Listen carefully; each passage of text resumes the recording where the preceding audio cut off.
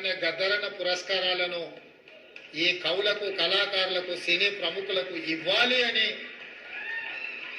నిర్ణయం తీసుకున్నాం. మొన్న వాళ్లకు చెప్పిన, ఈ రోజు ఈ వేదిక మీద నుంచి తెలంగాణ సమాజానికి చెప్తున్నా, నా మాటనే శాసనం, నా మాటనే జీవో గద్దరన్న పేరు మీద అని ఈ సందర్భంగా తెలియజేస్తున్నా.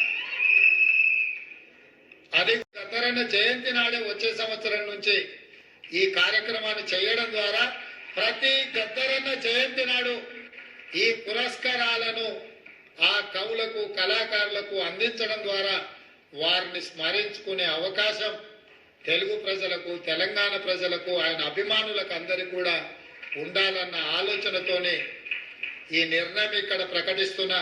తప్పకుండా మా సహచార మంత్రులు నా నిర్ణయాన్ని ఆమోదిస్తారని, ఈ నిర్ణయానికి తప్పకుండా అండగా నిలబడతారని నేను భావిస్తున్నా.